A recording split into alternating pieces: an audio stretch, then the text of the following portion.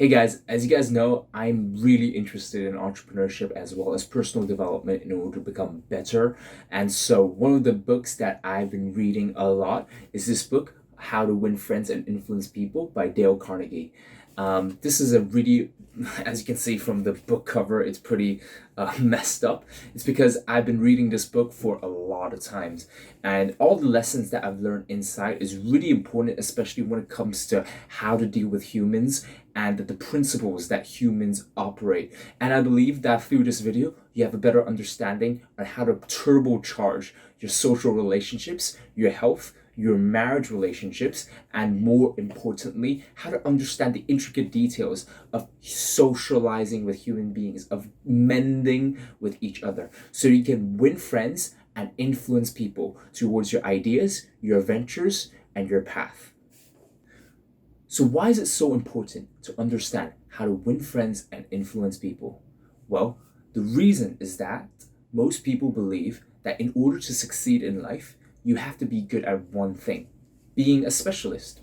For example, being really good at coding, being really good at accounting, all these hard skills. But that's not the truth. The truth is, being successful is 85% about how you influence people. Think about it. The hardest job in the world, and not excluding doctors, lawyers, and engineers, but one of the hardest jobs, yet the most hated job, is a salesperson. Yet, why is a salesperson paid the most? It's because salespeople get the job done.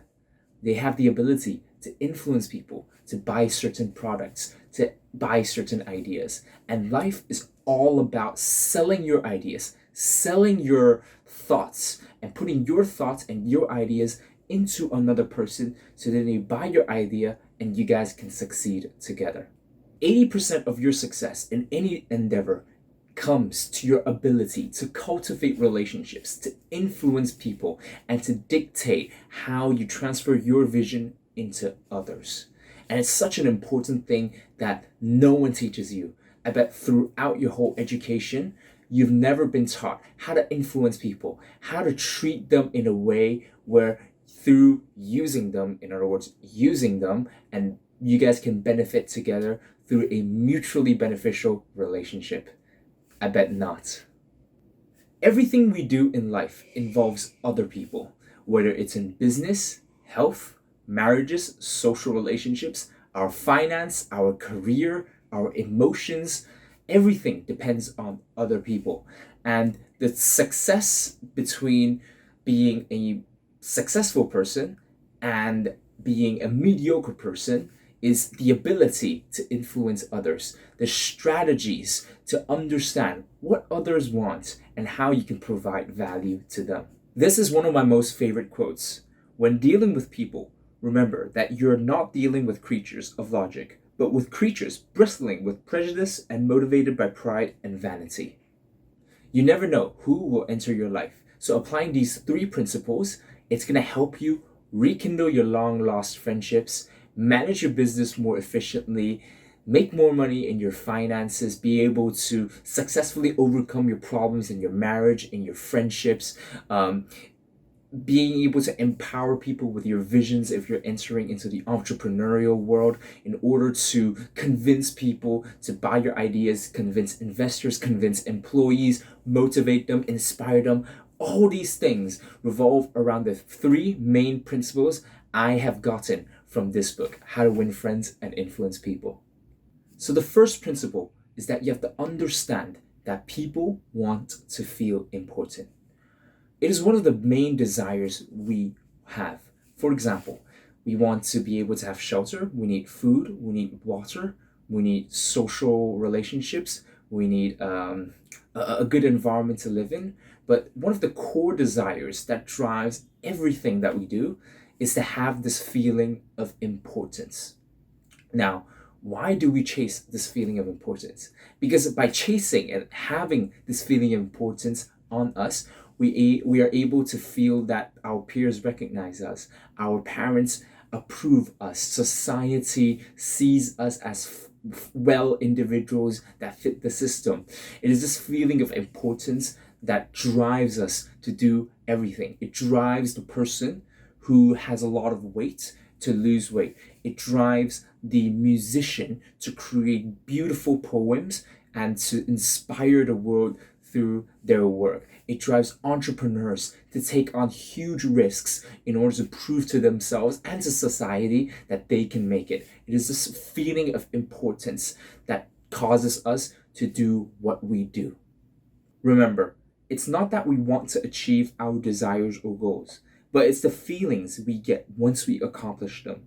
The feeling of importance and significance. Our need to feel important is one of our most important desires and goals. Think about donating money.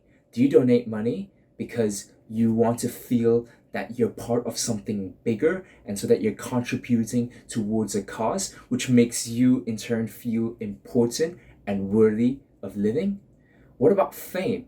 Do you chase fame because you care about what people say about you, or do you care about the feelings you get, the feelings of importance that comes with it when recognition arises? So there's this groundbreaking research about insanity, which was done in 1950s in one of the largest hospitals in America, and they found out that 50% of people who were diagnosed as insane actually had brains as healthy as you and I. What does that imply? According to the research, 50% of the people who are diagnosed as insane had brain cells as healthy as you and I. What's the matter? Why does this happen? The hypothesis, after so many trials and so many years of research by that researcher, came up to this conclusion. It came up to a conclusion that this feeling of importance is craved so much by people that they're even willing to go insane in order to find it.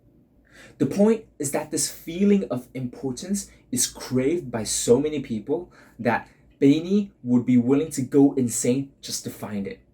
Think about it. If you could understand that this feeling of importance, of self-importance, is a main driving force in how people perform and in what everyone around you do, imagine what miracles you can accomplish if you understood this and you were able to show people through your visions, through your products, through your ideas that they can fulfill through you their feeling of importance. The second principle is that you should never complain, condemn, or criticize others. Now, there's a big difference between these three facets to judgment. Judgment happens in our brains. It happens inside. It's how we see other people before we tell them. We judge a person by their looks, but does it mean we would tell them that they're ugly?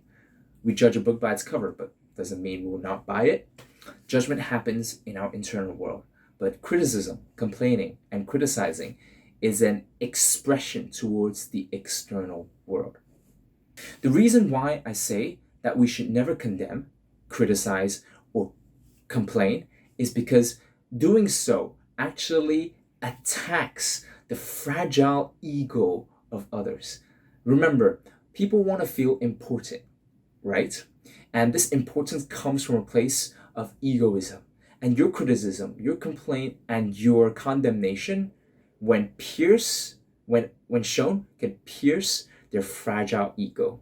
And what happens to most cases when your parents scold at you, when you criticize at your peers, or even when your peers criticize you, make fun of you, when others see you as different, when they mock you, when they backstab you, when they say something bad about you. What happens?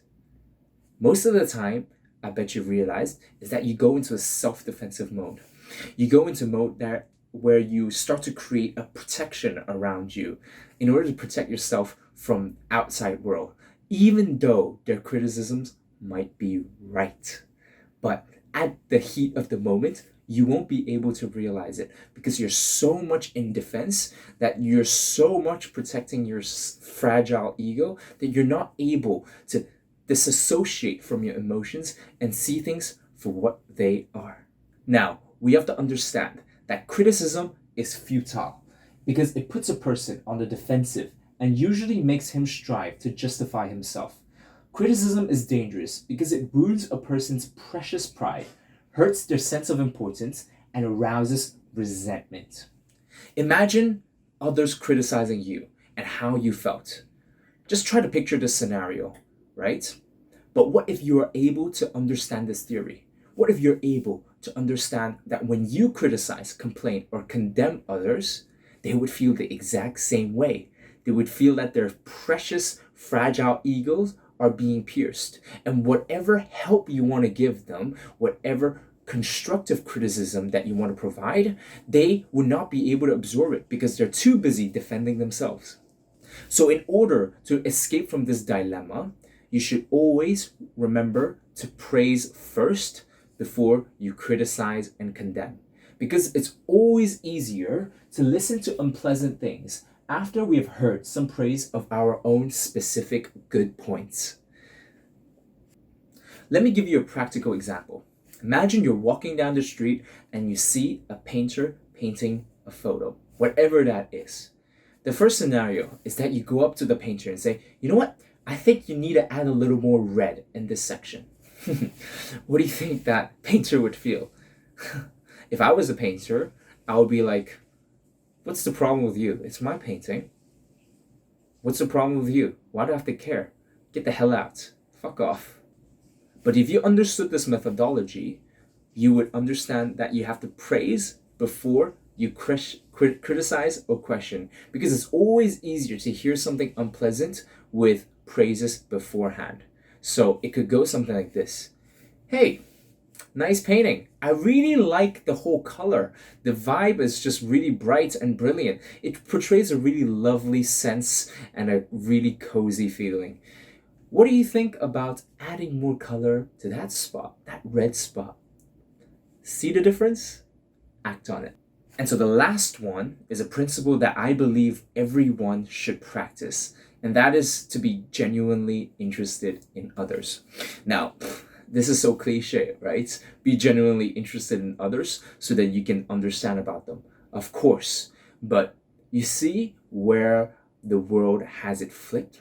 The world doesn't care. In society, most people aren't trying to be interested in others.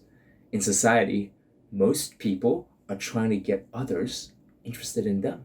And I can guarantee you, if you've adopted this mindset of being genuinely interested about other people, understanding their problems, their pains from a very neutral standpoint with zero criticism and respecting that feeling of importance, by adding this genuinely interested factor in other people, trust me, you will be able to make more stronger bonds and strong friendships in 2 months than you would in 2 years by trying to get others interested in you.